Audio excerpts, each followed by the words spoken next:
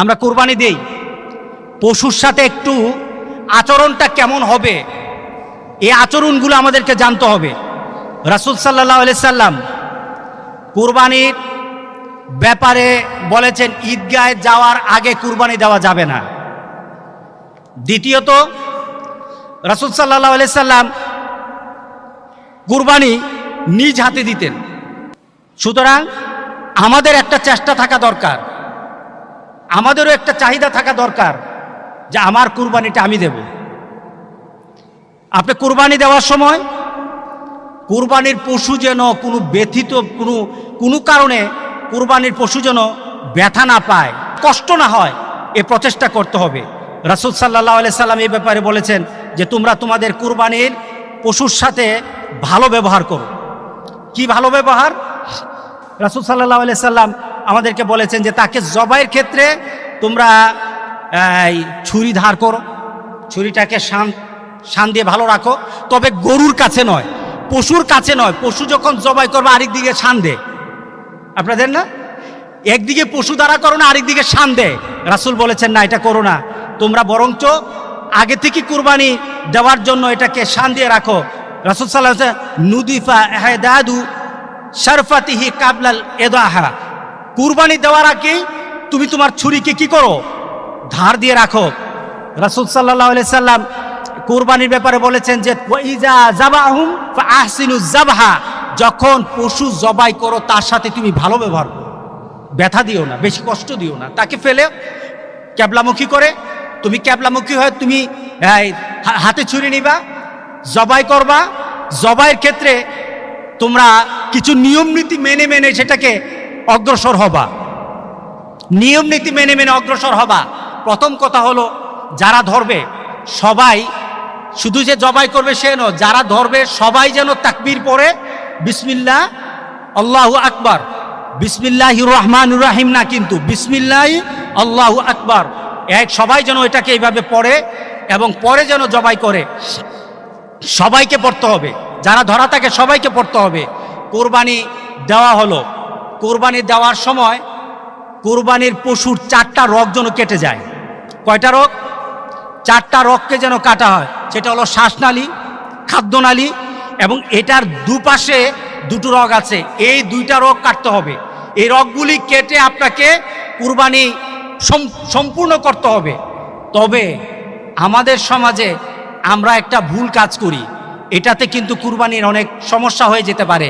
কুরবানির রগগুলি কেটে দিয়ে কুরবানির পশুকে জবাই করতে হবে, আর আমরা করি কি, ছুরি দিয়ে আবার একটা গুতা দেন কিনা, এটা গুতা দেন না, এটার ঘাটটার মধ্যে একটা গুতা দেন, এটা ঘাড়ের মধ্যে। আপনাকে ঘাড় কাটতে তো বলা হয় নাই, আপনাকে কণ্ঠনালী কাটা হয়ে গেছে, শেষ। আপনার দুটোর আরো বাকি 3টা রগ কাটা হয়ে গেছে, শেষ। এটা আস্তে আস্তে নিস্তেজ হয়ে যাবে। কিন্তু আমরা কি করি, ছুরি দিয়ে একটা ভালো করে গুতা দিই। এই গুতা দেওয়া যাবে না।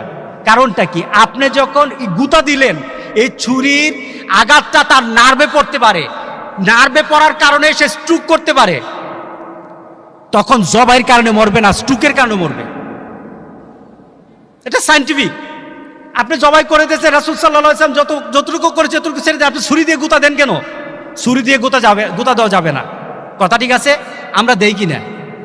দেওয়া যাবে না, জেনে নেন। আরেকটা কথা হলো, জবাই করে দিলেন, এমন কিছু ব্যক্তিকে আনলেন জবাই করার জন্য, কসাই হিসেবে আনলেন, অথবা বন্টন করে এটাকে কুটে দেওয়ার জন্য কিছু লোককে নিয়ে আসলেন। তারা কি করলো? সময় তাড়াতাড়ি আরেকটা করতে হবে, এটা তাড়াতাড়ি ছুলাতে হবে। কি করে? জবাইটা করেই তার পাগুলি কেটে দে। এই জুলুমটা করা যাবে না, এটা জুলুম। কারণ তার জানটা কিন্তু এখন আছে, আপনি তার উপর আঘাতের পর আঘাত দিচ্ছেন। যতক্ষণ পর্যন্ত নিথর না হবে ততক্ষণ পর্যন্ত কি করা যাবে না? কি করা যাবে না? চামড়া ছোলানো যাবে না। আপনি পায়ের যে খুরের এখানে কেটে দেন, তার উপর কষ্ট হয় কিনা? রাসূল বলছেন ইহসান করো, আর আপনি দেন এটার মধ্যে জবাই করে, আরো জবাইয়ের পর জবাই করেন। হচ্ছে কিনা বলেন তো দেখি? হচ্ছে না? করা যাবে না, করা যাবে না। এরপরে দোয়া করবেন। কার নাম দিয়ে করেছেন, কাদের জন্য, কাদের পক্ষ থেকে করেছেন, এটা বলতে হবে, এটা বলবেন। এটা সুন্নাহ, রাসূল সাল্লাল্লাহু আলাইহি সাল্লাম করেছেন। রাসূল সাল্লাল্লাহু আলাইহি সাল্লাম কোরবানি করতে গিয়ে বলেছেন এটা আমার তরফ থেকে, আমার পরিবারের পক্ষ থেকে, আমার উম্মতের পক্ষ থেকে। তো রাসূল সাল্লাল্লাহু আলাইহি সাল্লাম যখন এইভাবে বললেন, সুতরাং আমরাও ওইভাবে আমরা যখন কোরবানি দেব আমার পক্ষ থেকে, আল্লাহুম্মা তাকাব্বাল মিন্নি, আল্লাহ এটা আমার পক্ষ থেকে, যদি আমি দিয়ে থাকি একা আমার পক্ষ থেকে, অথবা যদি আমরা শরীকে দিয়ে থাকি তাহলে শরীকের নামগুলি বলবেন, শুধু নামগুলি বলে দিবেন। এরপর যদি আপনি মনে করেন না আপনার পরিবারের জন্য, তাহলে আপনি এতটুকু আল্লাহুম্মা তাকাব্বাল মিন্নি ওয়া মিন আহলি বাইতি, আমার পরিবারের জন্য। আরবিতে না পারেন বাংলাতে বলেন, কবুল করবে কে? ইনশাআল্লাহ। এইভাবে জবাইটাকে পূর্ণতা আনতে হবে। অনেক সময় দোয়ার পরে আমরা বিন্না সলাতি ওয়া নুসুকি পড়া যায়, এটার ব্যাপারে এমন কোনো কঠিনত্ব নাই বা পড়তে হবে এমন কোনো মজবুতিও নাই, কিন্তু আমরা যদি পড়ি, দোয়া করে যদি আল্লাহর কাছে বলি, মাবুদ ইব্রাহিম আলাইহিস সালামের কোরবানির মতো আমাদের কোরবানি কবুল করে নাও, নিজের চাহিদা পেশ করলেন, ইনশাআল্লাহ আল্লাহ সুবহানাহু ওয়া তাআলা আমাদেরকে মর্যাদা দান করবেন। আল্লাহ আমাদের সবাইকে কবুল করুক, আমিন বলি। এরপরে আপনার কোরবানির দেওয়ার পরে আপনার বন্টন, প্রথম কথা হলো শরীক যারা আছে শরীকের বন্টন যেন স্বাভাবিক থাকে। কথাগুলি শুনতেছেন কিনা? শরীকের বন্টন যেন স্বাভাবিক থাকে, সবার পরিমাণ যেন ঠিক থাকে। দ্বিতীয়ত, আপনার এই পশুকে গুস্ত বানানোর জন্য যারা কাজ করেছে তাদেরকে গুস্ত থেকে এটার জন্য উজরত দেওয়া যাবে না। যেমন কেউ একজন আসলো, গুস্তটাকে বানিয়ে দিল, গরুটাকে বানিয়ে দিল, তাকে যখন কিছু দিলেন, সবাইকে যেমন দেন তার থেকে একটু বেশি দিয়ে দিলেন, তাকে হয় না? না, তার জন্য আপনাকে আলাদাভাবে তার পরিমাণটা তাকে যদি আপনি দিতে চান তাহলে আলাদাভাবে টাকা দিবেন। এটা থেকে উজরত দেওয়া যাবে না, এটা থেকে অন্যের জন্য যা তাকে ওই পরিমাণই দিবেন। এরপরে যদি আপনি মনে করেন সে আমার আত্মীয়, আপনি অন্যভাবে দেন, কিন্তু এটা কুটানোর কারণে তার গুস্তের পরিমাণ বাড়বে না, খেয়াল রাখতে হবে। এটা থেকে উজরত দেওয়া যাবে না, উজরত আপনাকে দিতে হবে আলাদাভাবে টাকা। আমরা দেই কি না? দেই না? সে কুরবানি আমাকে গত বছর চিরাং থেকে একজন ব্যবসায়িক ফোন দিয়ে বলল, হুজুর আপনি যে বললেন দেওয়া যাবে না, আমার আলোচনা শোনার পর বলল, হুজুর আপনি যে বললেন, তো এখন কি করি, আমার ড্রাইভার সবাই থাকে, তাদেরকে একটু বেশি না দিলে হয় না? আমি কি, না বেশি দেওয়া যাবে না, তাদেরকে বলেন তোমাদেরকে আমি গুস্তের পরিমাণ ঠিক রাখবো, কিন্তু অতিরিক্ত টাকা দিয়ে দেব, তাদেরকে বলে রাজি করতে হবে। আর পরিমাণ সবার জন্য এক থাকতে হবে, দানের ক্ষেত্রে সবার জন্য এক রাখতে হবে। এই হলো একটা কথা। এরপরে আপনি কোরবানির গোশতকে আপনি বন্টন করতে পারেন। বন্টন করবেন কিভাবে? নিজের জন্য রাখেন, আত্মীয় স্বজনকে দেন, গরিব যারা আছে যারা কোরবানি দিতে পারে না তাদের মধ্যে বিলিয়ে দেন। তাদের মধ্যে কিভাবে বিলাবেন?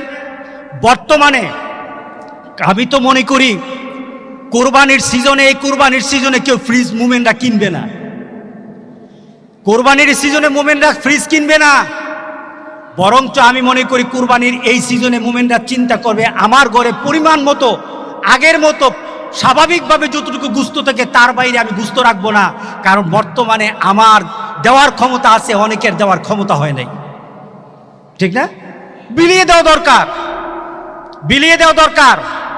আপনার কোরবানিকে আল্লাহর দরবারে গ্রহণীয়তার জন্য এটা অত্যন্ত একটা বিরাট সুযোগ। এই সুযোগকে কাজে লাগাই, এই সুযোগকে কাজে লাগিয়ে চলুন। আমরা আমাদের পাড়া প্রতিবেশী গ্রামবাসী এলাকার কাদের বাড়িতে কোরবানির গোশত যায় নাই, কোরবানির গোশত হয় নাই, সে তার কষ্টটা আপনি বুঝবেন না, যারা দেই আমরা বুঝবো না তার কতটুকু ব্যথা, তার মনের মধ্যে কতটুকু কষ্ট আমি দিতে পারি নাই। আমরা তাদের সাথী হব ইনশাআল্লাহ। আমরা যারা কোরবানি দিই আমরা তাদের সাথী হব ইনশাআল্লাহ। বলি ইনশাআল্লাহ, বলি ইনশাআল্লাহ আমরা তাদের সাথী হব। আল্লাহ যেন আমাদের সবাইকে তৌফিক দান করে দেয়।